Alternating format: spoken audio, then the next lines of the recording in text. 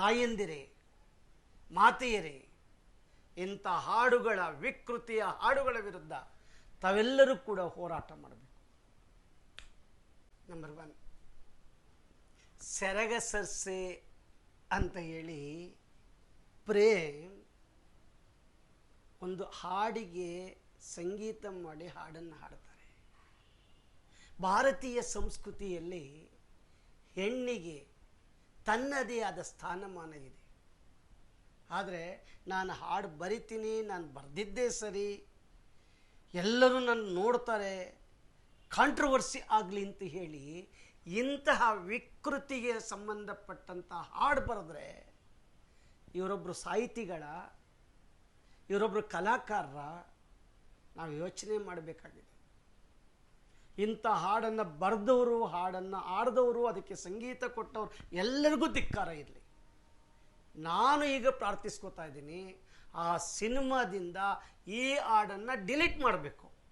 ಇಲ್ಲದ್ರೆ ರಾಜ್ಯದಾದ್ಯಂತ ನಮ್ಮ ತಾಯಂದಿರು ಹೋರಾಟ ಮಾಡಬೇಕಾಗತ್ತೆ.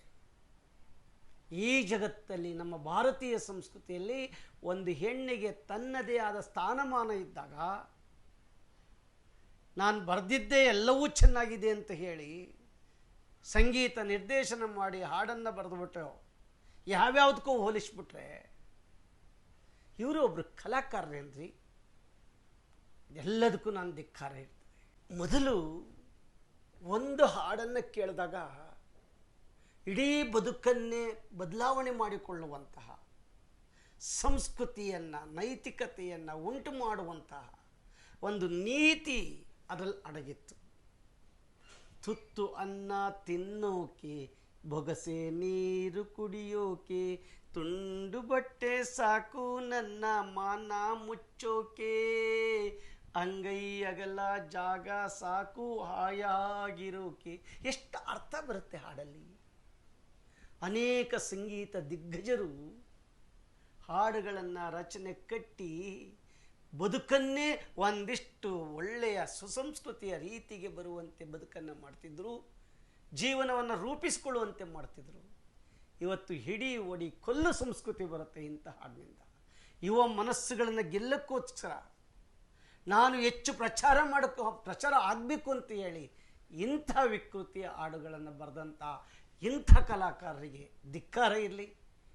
ಈ ಸಿನಿಮಾದಿಂದ ಈ ಹಾಡನ್ನು ಕಿತ್ತಾಕಬೇಕು, ಈ ಲೈನಲ್ಲೇ ಕಿತ್ತಾಕಬೇಕು ಅಂತ ಹೇಳಿ ಎಲ್ಲರ ಪರವಾಗಿ, ಮಾತೆಯರ ಪರವಾಗಿ, ಭಾರತೀಯ ಸಂಸ್ಕೃತಿಯ ಪರವಾಗಿ ನಾನು ಪ್ರಾರ್ಥಿಸ್ಕೊಳ್ತೇನೆ. ಈ ಹಾಡು ಸಾಮಾಜಿಕ ಜಾಲತಾಣದಲ್ಲಿ ಹೆಚ್ಚು ಹೆಚ್ಚು ಪ್ರಚಾರ ಆಗ್ತಾ ಇದೆ. ಒಳ್ಳೆಯ ರೀತಿಯಿಂದಲ್ಲ, ವಿಕೃತಿಯ ರೀತಿಯಿಂದ. ಇಂಥ ಹಾಡನ್ನು ಕೇಳಿದ ಯುವ ಮನಸ್ಸುಗಳು ತಲ್ಲಣ ಆಗ್ತಾ ಇದೆ. ಹಿರಿಯರು ತಲೆ ತಗ್ಗಿಸುವಂತೆ ಆಗ್ತಾ ಇದೆ. ಮಾತೆಯರು ತಲೆ ತಗ್ಗಿಸುವಂತೆ, ಸುಸಂಸ್ಕೃತಿ ಇರುವಂತಹ ಮಾತೆಯರು ತಲೆ ತಗ್ಗಿಸುವಂತೆ ಆಗ್ತಾ ಇದೆ.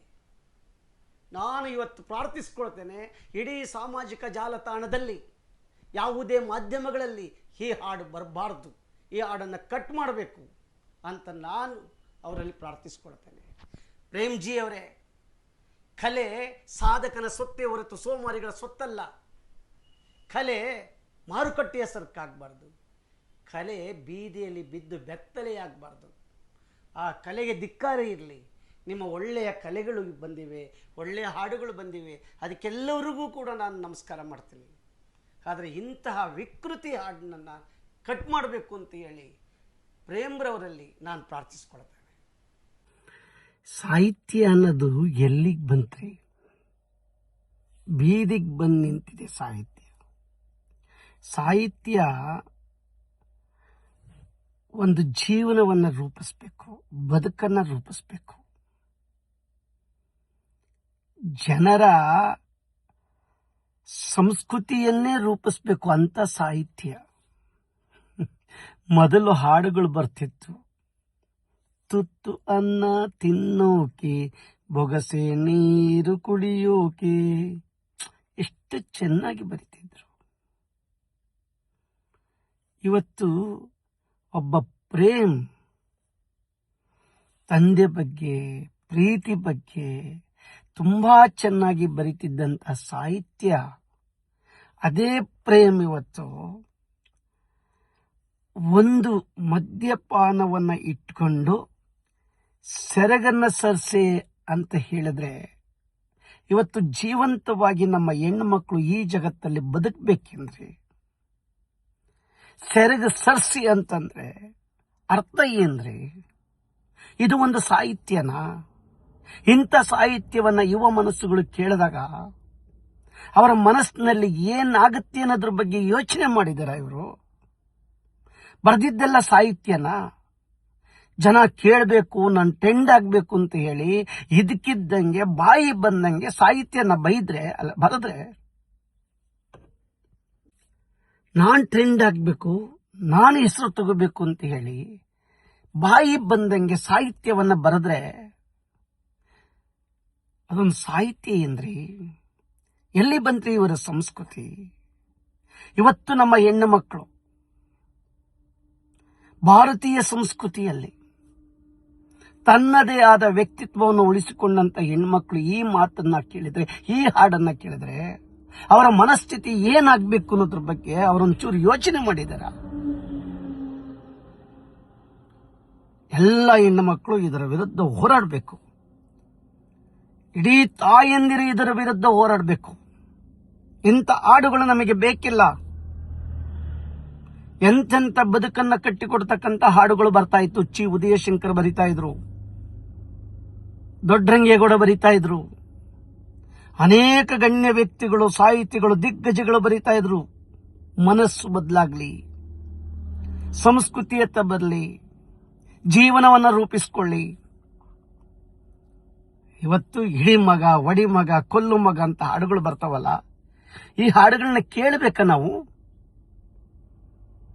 ಇದರಿಂದ ಅವರ ಮನಸ್ಸುಗಳು ಏನಾಗ್ತವೆ? ಇಡೀ ಒಡಿ ಕೊಲ್ಲು ಸಂಸ್ಕೃತಿ ಬರುತ್ತ್ರಿ ಇಂಥ ಹಾಡುಗಳು ಕೇಳಿ. ಇವರಿಗೆ ಧಿಕ್ಕಾರ ಇರಲಿ ಇಂಥ ಹಾಡುಗಳು ಬರೆದಾರೆ.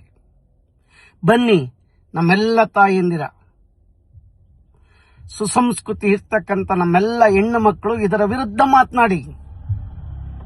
ಇಂಥ ಹಾಡುಗಳಿಗೆ ಧಿಕ್ಕಾರ ಇರಲಿ, ಬೇಡ ನಮಗೆ ಇಂಥ ಹಾಡುಗಳು. ಜನ ಕೇಳ್ತಾರೆ, ನಾನು ಬರ್ದಿದ್ದೆಲ್ಲ ಸತ್ಯ, ನಾನು ಏನ್ ಹೇಳ್ತೀನಿ ಅದೇ ಸತ್ಯ. ಯುವ ಮನಸ್ಸುಗಳನ್ನ ಗೆಲ್ಲಕ್ಕೋಸ್ಕರ ತನ್ನ ಬದುಕು ಏನಾದ್ರೂ ಚಿಂತೆ ಇಲ್ಲ, ಈ ಸಂಸ್ಕೃತಿ ಏನಾದ್ರೂ ಚಿಂತೆ ಇಲ್ಲ, ಈ ಜಗತ್ತೇನಾದ್ರೂ ಚಿಂತೆ ಇಲ್ಲ ಅಂತ ಹೇಳಿ ಬರೆದು ಬಿಟ್ರೆ ಅದು ಒಂದು ಸಾಹಿತ್ಯ ಅಂದ್ರಿ. ಈ ಸಾಹಿತ್ಯ ಬರೆದವರಿಗೆ, ಈ ಸಾಹಿತ್ಯ ಸಂಗೀತ ಕಟ್ಟಿದವರಿಗೆ, ಇದನ್ನ ಹಾಡಿದವರಿಗೆ ಧಿಕ್ಕಾರ ಇರಲಿ. ನೀರ ಬಿಟ್ಟು ನೆಲದ ಮೇಲೆ ದೋಣಿ ಸಾಗದು, ನೆಲವ ಬಿಟ್ಟು ನೀರ ಮೇಲೆ ಬಂಡಿ ಹೋಗದು. ನನ್ನ ಬಿಟ್ಟು ನಿನ್ನ, ನಿನ್ನ ಬಿಟ್ಟು ನನ್ನ ಜೀವನ ಸಾಗದು. ದೇವ ಮಂದಿರದಲ್ಲಿ ದೇವರು ಕಾಣಲೇ ಇಲ್ಲ, ನ್ಯಾಯ ಮಂದಿರದಲ್ಲಿ ನ್ಯಾಯವೂ ಸಿಗಲೇ ಇಲ್ಲ. ಸಾಹಿತ್ಯ ಎಲ್ಲಿಗೆ ಬರ್ತಾ ಇದೆ ಅಂದ್ರೆ, ಇಂದಿನ ಒಬ್ಬ ಹೆಣ್ಣು ಮಗಳು ಅಟ್ಟಿಲಿ 6 ಎಮ್ಮೆ, ಕೊಟ್ಟಿಗೆಲಿ 3 ಎಮ್ಮೆ, ಕೊಟ್ಟಾರ ಕೊಡಿರೋ ನನಗೊಂದ, ಕೊಟ್ಟಾರ ಕೊಡಿರೋ ನನಗೊಂದ ಎಮ್ಮೆಯ ಹೆಸರೇಳಿ ಮೊಸರ ಕಡಿದೇನು. ಆಗಿನ ಕಾಲದ ಹಾಡು ಈಗ ಬದಲಾಗಿದೆ. ಊರ್ ಮುಂದೆ ಒಂದ್ ಸೈಟು, ಮನೆ ಮುಂದೆ ಒಂದ್ ಕಾರು, ಕೊಟ್ಟಾರ ಕೊಡಿರೋ ನನಗೊಂದ, ಕೊಟ್ಟಾರ ಕೊಡಿರೋ ನನಗೊಂದ ಸೈಟನ್ನ, ಹೆಸರೇಳಿ ಮನೆಯ ಕಟ್ಟಿಸೇನು. ಹಾಗೆ ಬದಲಾಗ್ತಾ ಇದೆ, ಮನಸ್ಸು ಬದಲಾಗ್ತಾ ಇದೆ. ಆದರೆ ಮನಸ್ಸು ವಿಕೃತಿ ಆಗಬಾರ್ದು ಅಂತ ಹಾಡುಗಳನ್ನ ಬರೀಬಾರ್ದಲ್ವ?